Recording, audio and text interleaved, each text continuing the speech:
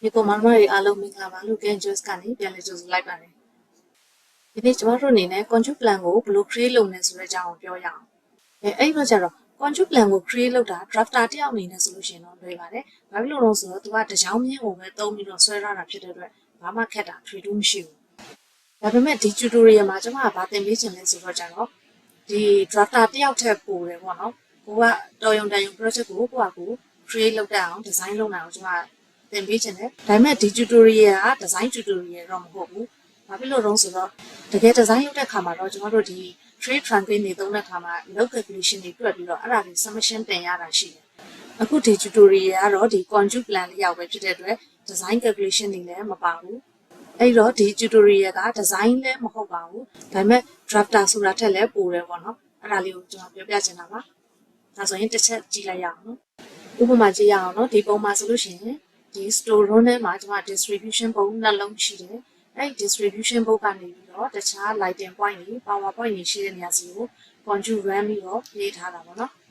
။အဲ့တော့ကျွန်တော်တို့ conjugate run မယ်ဆိုလို့ရှိရင်ကျွန်တော်တို့ distribution ပုံရှိတဲ့နေရာကိုသိရမယ်။ပြီးလို့ရှိရင် lighting တွေ power တွေရှိတဲ့ point နေရာတွေကိုသိရမယ်။အဲ့မှာ conjugate လမ်းကြောင်းကိုကျွန်တော်တို့မှန်းကြည့်လို့ရမှာပေါ့နော်။ပြီးလို့ရှိရင်ဒီ drawing မှာ run ထားတဲ့ conjugate တွေကကျွန်တော်တို့က concrete slab ထဲမှာထည့်ပြီးမြုပ်ထားတာဖြစ်တယ်။ slab မျက်နှာပြင်ပေါ်ကနေပြေးထားတာမဟုတ်ဘူးပေါ့နော်။ဒီလိုလေးပေါ့နော် site ထဲမှာမြင်ဖို့မှာပေါ့ concrete မလောင်းခင်မှာ electrical သမားတွေကသူတို့ရဲ့ pipe တွေကိုကြိုပြီးတော့ပြေးထားတာပေါ့နော်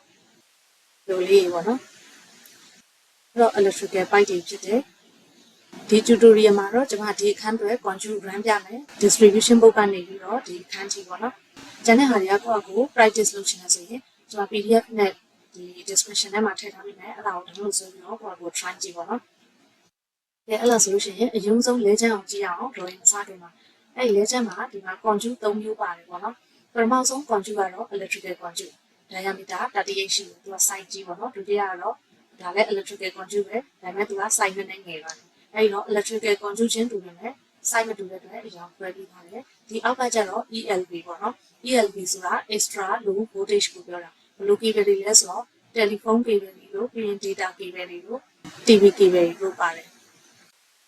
လို့ရှိရင် drawing စမစွဲခင်မှာကျွန်တော်တို့တစ်ချက်သိရမှာပါပေါ့နော် conjugate run တဲ့ခါမှာပဲဖြစ်ဖြစ် trade trunking တွေ run တဲ့ခါမှာပဲဖြစ်ဖြစ်ဒီ electrical cable နဲ့ ELV cable ကရောပြီး run လို့မရဘူး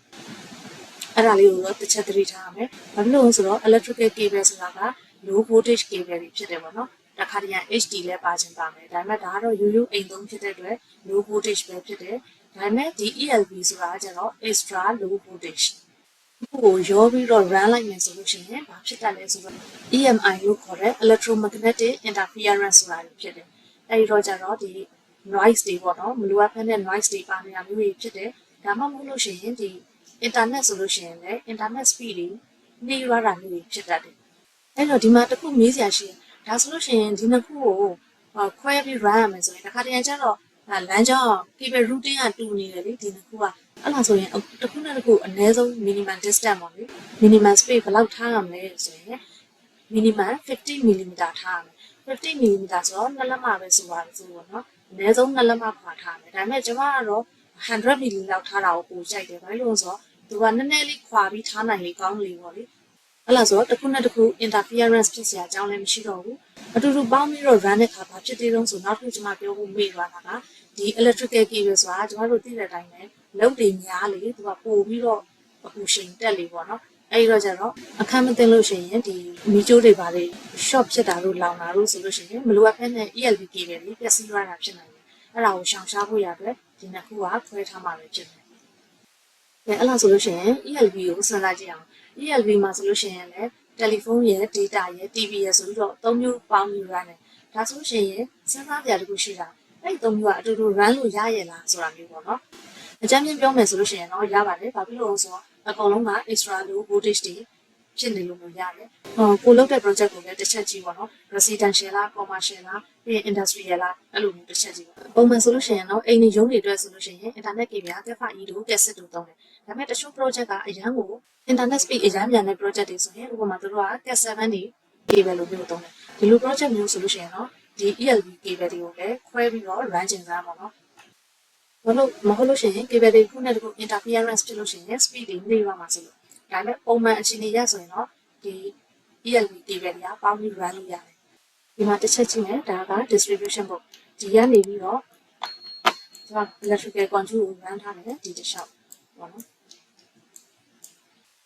ဒါဆိုကျွန်တော်တို့ lighting point တွေကိုသိဖို့လိုတယ်ပေါ့ lighting drawing ထဲမှာရှိတဲ့ lighting တွေနဲ့ power drawing ထဲမှာရှိတဲ့ power တွေကိုကျွန်တော်တို့ဒီထဲကိုခေါ်ထည့်ထားလိုက်ဒါဆိုလို့ရှိရင် power point တွေ lighting point တွေ location ကိုကျွန်တော်တို့သိရတယ်ဟုတ်တယ်မလားအဲဒီတော့ဒီထဲမှာ lighting ကိုခေါ်ထည့်လိုက် drawing ပြီးတဲ့မှာလည်းဒီ lighting တွေပဲရအောင်ပြန်ပြီးတော့ off လိုက်ပါတော့ဒါဆိုလို့ရှိရင်ရပါမယ်ဒါဆိုရင်ဘယ်လို run ထားလဲဆိုတာကိုကြည့်အောင်နော်ဒီက control လိုက်ပြီးတော့ဒီ lighting နေရာတွေမှာ control ကိုရအောင် run ထားတယ်ဒီခန်းနေဆိုလို့ရှိရင်လည်းအဲ့လိုပဲပေါ့နော်ဒီခန်းကလည်း control site သေးတော့ပဲရှိတယ်သဘောတရားကတော့အတူတူပဲဒီခန်းနေလည်းအားလုံးအတူတူပဲဒါပေမဲ့ဒီမှာတစ်ခုပြောစရာရှိတာကဒီမှာချန်တာအရောင်နဲ့ run ထားတဲ့ control ကကြတာ ELV ပေါ့နော် ELV ဒီနားမှာသွားတယ်ပြီးတော့ဒီမှာ electrical cable နဲ့ဒီနားကနေပြီးတော့ဖြတ်သွားတယ်ပေါ့နော်အဲ့တော့မေးစရာရှိတာကဒီ electrical cable နဲ့100 mm အကွာဝေးထားပြီးတော့ run ရမယ်ပြောတယ်ဒီမှာဖြတ်သွားတယ်ပေါ့ဒါ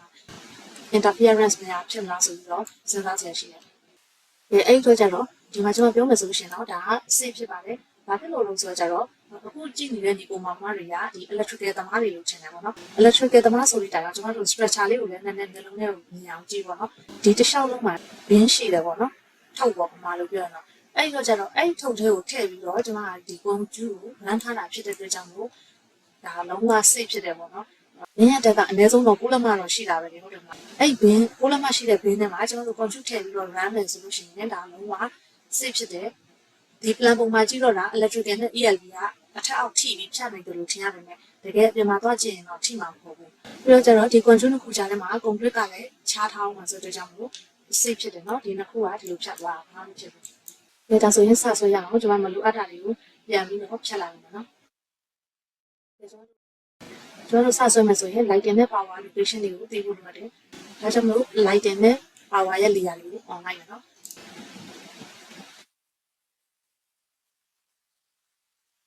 ဒီ switch ကိုလည်း on ထားလို့ရတယ်ပြန် power ကိုခေါ်ထည့်မယ် power ကိုခေါ်ထည့်မယ်ဆိုရင်ကျွန်မဒီထဲမှာ power မရှိဘူးအဲ့တော့ external reference နဲ့ထည့်ရအောင် base EF ဆိုတော့ခေါ်လိုက်မယ်ကျွန်တော်ကဒီမှာတစ်ခါလဲချိန်ထားပြီးသားဆိုတော့ဒါလေးကို reload ပါနော် reload ပြန်လုပ်လိုက်ရင်ရောက်လာဒီအခန်းရဲ့ lighting နဲ့ power location တွေကိုသိပြီဒါဆိုရင်စာပြီးတော့ run တော့မယ်စာပြီး run မယ်ဆိုရင်ကျွန်မ layer ကိုခေါ်လိုက်မယ် electrical control ပေါ့နော် electrical control ကျွန်တော်ကဒီမှာ create လုပ်ပြီးသားရှိရဆိုတော့ယူလိုက်တယ်ခဲဒါဆိုရင် electrical control ကိုဆွဲမယ်ဆိုတော့ဒီလို line လေးတွေသုံးပြီးဆွဲမယ်အဲ့ line လေးတွေကိုဘယ်လို create လုပ်လဲဆိုတော့တစ်ချက်ကြည့်အောင် line type create လုပ်မယ်ဆိုရင် express tool တွေကနေပြီးတော့ tool down arrow ကိုနှိပ်လိုက်မယ်ပြီးရင် make line type ပေါ့ shortcut ဆိုလို့ရှိရင်အဲ့ဒါ MKL type ဆိုလို့ရှိတယ်ဒီလိုရှင်းလိုက်လိုက်ပြီးရင်နာမည်ပေးမယ်နာမည်ပေးတဲ့အခါမှာ electrical လို့ပဲပေးလိုက်မယ်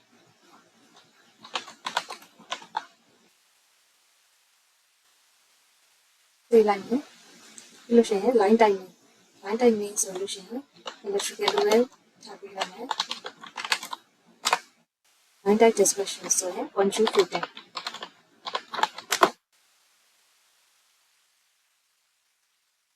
electrical လို့ရေးလိုက်အောင်နော် ELV နဲ့ရောထားမှာဆိုလို့ပြီးရင် press enter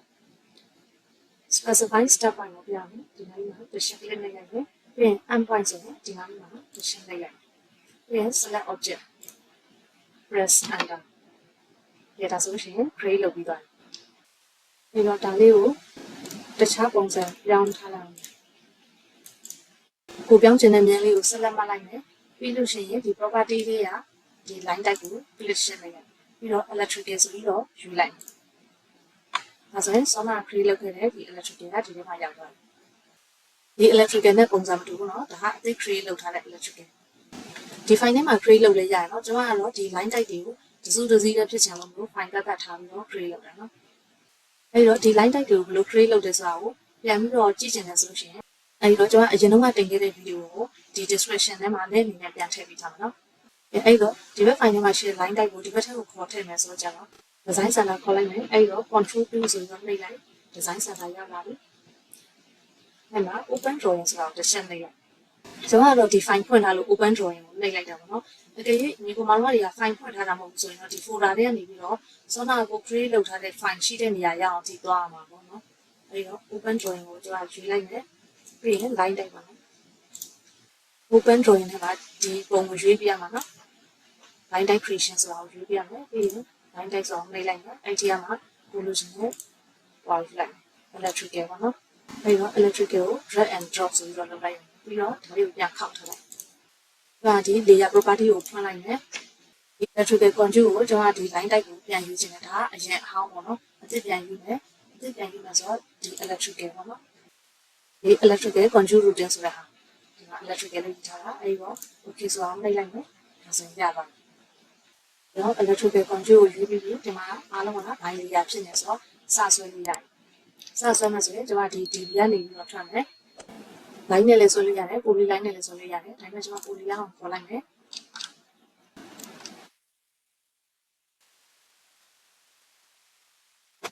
ပြီးတော့ lighting ပုံကိုပြန်ပြီးတော့ကြည့်လိုက်မယ်ဆိုရင် loop နေကဒီလို downlight ပတ်ထားတာဖြစ်တဲ့အတွက်ကြောင့် control byte ကိုလည်းဒီလို downlight အတိုင်းပြင်မယ်နော်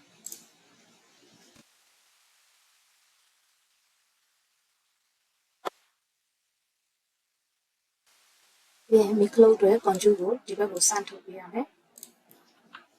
ပြီးရင် control ကိုထပ်ပြီးတော့ဆွဲ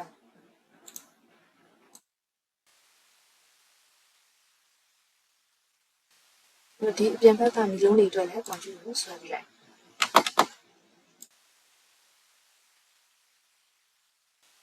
ပြီးရင်ဒီ control ကိုဒီဘက်ထိစမ်းထုတ်ပေးလိုက်ပါနော် mix load တွေတိုင်းတဲ့ထဲမှာမီလုံးတွေဒီ control ကိုဒီဘက်ကိုစမ်းပေးရမယ်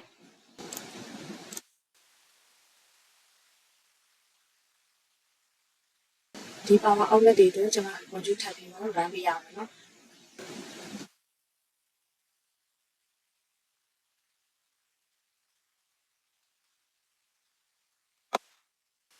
ကျွန်တော် lighting နဲ့ power အတွက်တော့ control ကိုအတူတူပဲသုံးမယ်နော် control ကိုခွဲမထားဘူးဒီဘက် routine ကိုဆွဲပြီးသွားပြီဆိုလို့ရှိရင်တော့ကျွန်တော်တို့ control ရဲ့ site ကိုရှာရအောင် control site ကိုရှာမယ်ဆိုလို့ရှိရင်ဥပမာဒီလိုပုံစံမျိုးလေးပေါ့နော်ကိုက control ကိုဘယ် site သုံးမှာလဲ25လား32လားအဲ့လိုကိုရွေထားတဲ့ control site လေးကိုဆွဲကြည့်လိုက်ပြီးလို့ရှိရင်အထဲမှာဒီ cable လေးတွေကိုထည့်လိုက်ဒီပုံမှာဆိုလို့ရှိရင်အနီအောင်လေးက power cable တွေကိုကိုစားပြုပြီးတော့အစိမ့်က lighting cable တွေကိုကိုစားပြုတယ်ဒီနေရာမှာကျွန်တော်ဒီဟာလေးကို click ဆိုပြီးတော့တစ်ချက်နှိပ်လိုက်မယ်ပြီးတော့ဒီအပြင်လေးကိုဆွဲထုတ်လိုက်မယ်နော်ဒီနေရာမှာတစ်ခုသတိထားမိလားမသိဘူး lighting cable အတွက်ကျွန်တော်ကျိုးကို3ချောင်းဆွဲထားတာဘာဖြစ်လို့ဆိုတော့ add cable ပါနေလို့ဖြစ်တယ်ကျွန်တော်တို့မြန်မာပြည်မှာဆိုရင် lighting အတွက်ဆိုလို့ရှိရင် line နဲ့ neutral ကိုပဲသုံးတယ် add cable မပါဘူးဒါပေမဲ့စင်ကာပူမှာ add cable ပါတယ်အဲ့တော့ကျတော့ lighting ပဲဖြစ်ဖြစ် power ပဲဖြစ်ဖြစ်မိကျိုးက3ကျိုးဖြစ်မှာနော်အဲ့တော့ဒီထဲမှာကျိုးကနှစ်ချောင်း run ရမယ်ဆိုတာမသိဘူးဆိုရင်ကျွန်တော်တို့ဒီမှာ single line ရှိရနော်ဒီ single line ကိုလည်းကျွန်တော် attach တွဲပေးလိုက်မယ်ဒါဒီနှစ်ခုအတူတူပဲကြည့်ရလွယ်အောင်လို့ကျွန်တော် rotate လုပ်ထားတာ control site ရွေးမယ်ကြောင်းဆက်ပြောရအောင်နော်ကျွန်တော်တို့ကဒီ control site ကိုရွေးမယ်ဆိုလို့ရှိရင်ဒီအတွင်းထဲမှာရှိတဲ့ cable တွေရဲ့အရေအတွက်နဲ့ဒီ cable တွေရဲ့ diameter ကိုသိဖို့လိုရတယ်ဒီပုံမှာဆိုရင်အနီရောင်လေးတွေက power cable ကိုကိုစားပြုပြီးတော့အစိမ်းရောင်လေးက lighting cable ကိုကိုစားပြုတယ်ဒါဆိုရင်ဒီအရေအတွက်တွေကိုဘယ်လိုသိမလဲတစ်ချက်ကြည့်ရအောင်ဒီမှာဆိုရင်ကျွန်တော် cable အမျိုးအစားတွေရေးထားတယ် raw name တွေကိုရေးထားတယ်အခုကျွန်တော်ကဒီ control 2ပေါ့နော်ကိုယ့်ဘာသာကိုနာမည်ပေးထားတာ control 2အဲ့ဒီ control 2မှာ run မဲ့ cable တွေစီးရင်ကိုဒီမှာလောက်လိုက်တယ်အဲ့တော့ကျွန်တော်တို့ plan ပုံကိုကြည့်လိုက်မယ်နော်ဒီ plan ပုံကိုကြည့်မှဆိုလို့ရှိရင်အခုမြင်နေရတဲ့ဒီအစိမ်းရောင်ဒီ control လေးက control number 2ဆိုပြီးတော့ကိုယ့်ဘာသာကိုနာမည်ပေးထားတာဒီ control 2ကဘယ်ခန်းကိုသွားမလဲဆိုတော့ master baron 1ကိုသွားမယ် master baron 2ကိုသွားမယ်အဲ့တော့အဲ့ခန်းထဲကိုသွားတဲ့ cable တွေကိုစီးရမ်းလုပ်လိုက်မယ်အဲ့ဒီ cable စီးအောင်ဘယ်ကသွားကြည့်မလဲဆိုကျွန်တော်တို့ single line မှာသွားကြည့်လို့ရတယ်ဒါကကျွန်မ DB1 ပေါ့နော်ဒီပုံနဲ့အတူတူပဲကြည့်ရအဆင်ပြေအောင်ဆိုပြီးတော့ rotate လဲထားတာဒါဆိုရင် master baron 1နဲ့2မှာရှိတဲ့ cable တွေကိုအရောင်တစ်ခုချဲပေးလိုက်မယ်ပေါ့နော်ဒါလည်း master baron 1နဲ့2မှာရှိတယ်အဲ့လိုပုံစံမျိုးနဲ့ကျွန်တော်တို့ဒီထဲမှာ cable စီးရမ်းလုပ်လိုက်မယ်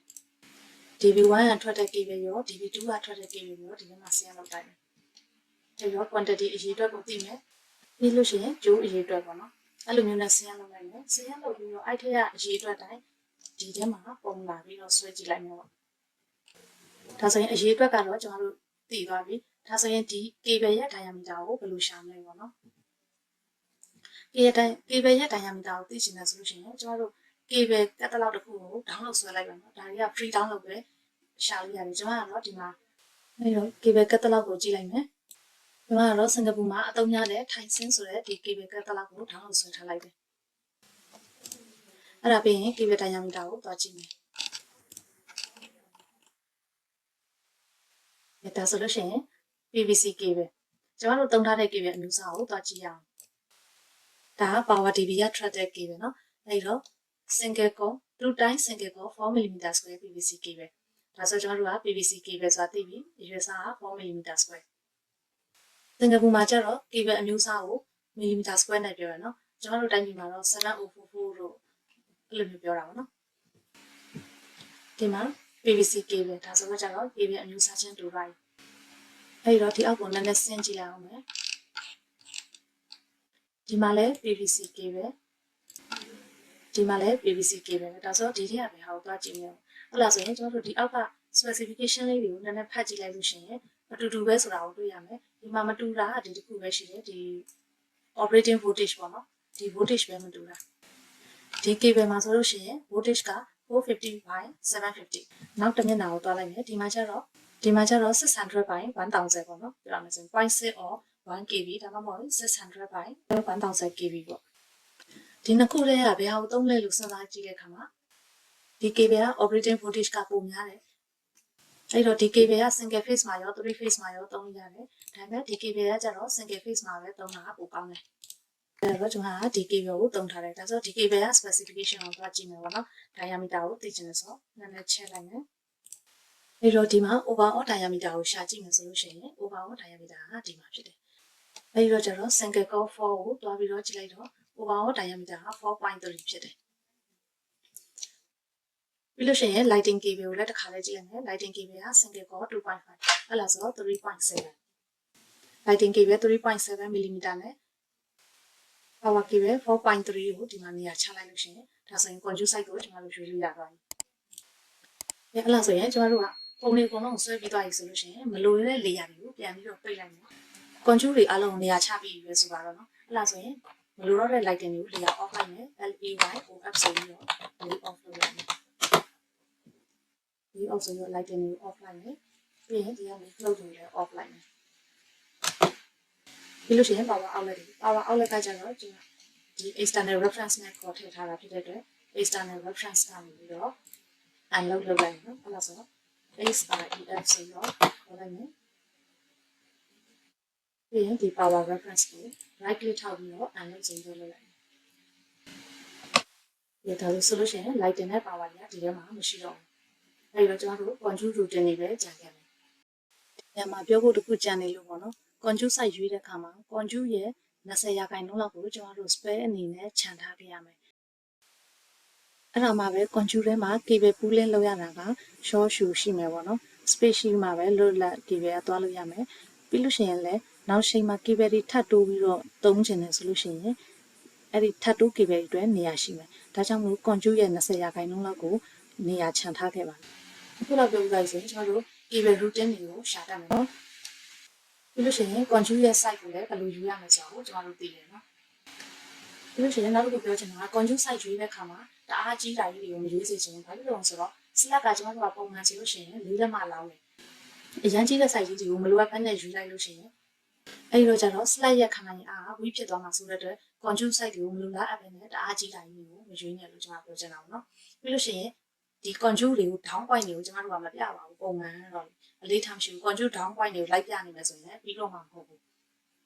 အဲ့တော့lighting ရှိတဲ့နေရာတွေကိုကျွန်တော်တို့ကပတ်ပြီးတော့ conjugate လမ်းကြောင်းကိုပြလိုက်တကယ် site ထဲမှာ install လုပ်တဲ့လူတွေကသူ့ဟာသူ down ရမယ့်နေရာကိုသူ့ဟာသူ down လာလိုက်မယ်နော်ဒီ conjugate plan လေးကဒီလောက် information ပြည့်စုံနေဆိုလို့ရှိရင် approve ဖြစ်ပါတယ်ကဲဒီနေ့သင်ခန်းစာကြီးကတော့ဒီလောက်ပါပဲအားလုံးလက်သက်ကြမယ်လို့ပြောလိုက်ပါနဲ့ကဲဒီ tutorial လေးကဒီပုံမှာမှရတဲ့အသုံးဝင်နေဆိုရင် like share and subscribe လုပ်တော့ကြပါဦးတောင်းဆိုချင်ပါတယ်အားလုံးကျေးဇူးတင်ပါတယ်နောက်တစ်ခါပြန်တွေ့ကြပါမယ် bye bye